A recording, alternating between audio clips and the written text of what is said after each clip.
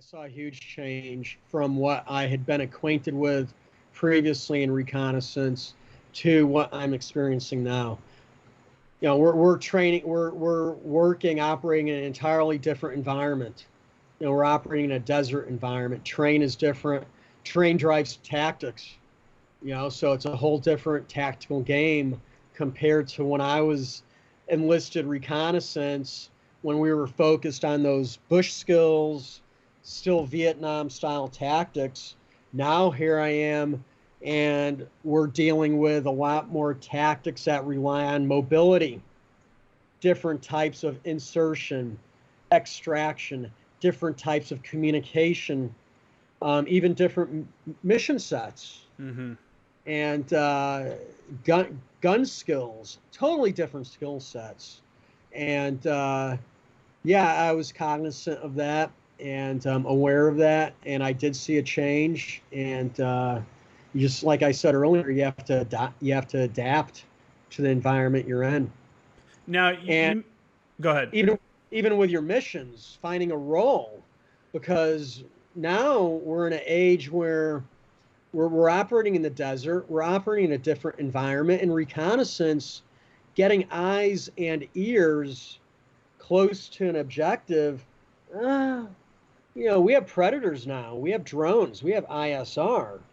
So you need to find a way into the mission. You need to find a way of how to support Mm-hmm. the Marine Corps as a reconnaissance unit. So we did a lot of supporting infantry units with regards to, say, forward security, advanced reconnaissance, mobile reconnaissance, flank security, and at times we'd be attached to battalions to serve as maybe their direct, their precision raid force. If there was a mission that required a little bit more precision or less collateral damage, maybe we would get attached to them and assist them in that manner. So that's how our role kind of shifted during that stage. Did it feel like you were doing doctrinal reconnaissance missions, or were you just trying to find that role? I think they were doctrinal. I believe they were doctrinal. You look at the SAS, the British SAS in World War II, and their missions. I mean, it was no different than how they operated back then. So, no, I think we were a supporting. Reconnaissance has always been a supporting asset. We're a supporting arm. Reconnaissance, force reconnaissance, and we're a force multiplier. But we just haven't done it. It was just, I don't want to say it was new to us, but yeah, it was just finding and adapting a new way of doing things. Were there any battles or engagements that really stand out from that deployment with Recon? Yeah, I think Fallujah was one. Operation Phantom Fury Part 2, which went down in November of 2004. We were on a MU deployment at the time, and our platoon was called up and tasked to go up to Fallujah and support 1st Marines and that operation through Fallujah. And that was a challenge because here it is, essentially it's an attack. Mm-hmm.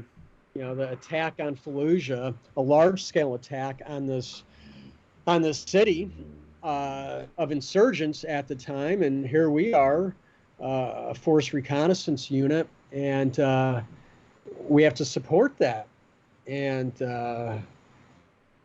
you have to be careful, troop to task. You have to be careful with how you task your troops with their skill sets with something like this, with regards to the different phases of the attack. There's different phases of the attack, the pre-attack, and then the execution, and then the post-attack. So our mission throughout our taskings shifted greatly throughout that attack on Fallujah. Initially, we did a lot of reconnaissance, confirming.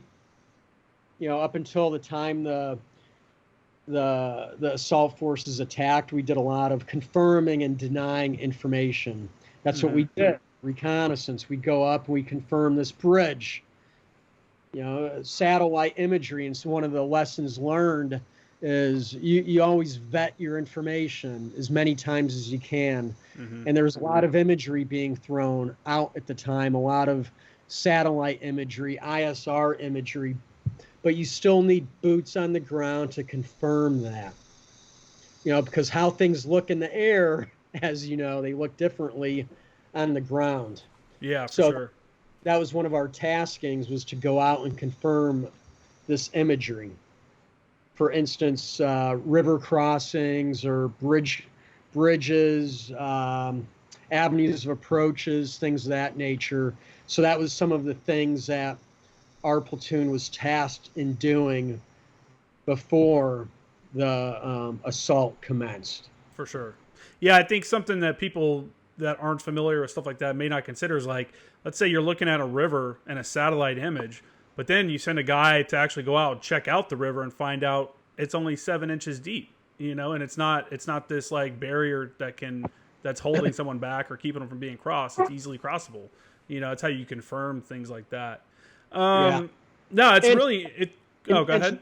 Justin, just one thing with that, with regards to reconnaissance. I do believe reconnaissance, regardless, you need boots on the ground. Even in today's day and age of advanced technology, it's just a layer of vetting the information. You need someone on the ground to confirm that, yes, that target is there. Yeah. So that's not going to go away. That's not going to go away. So it's just, how do we get that individual there? That's the art.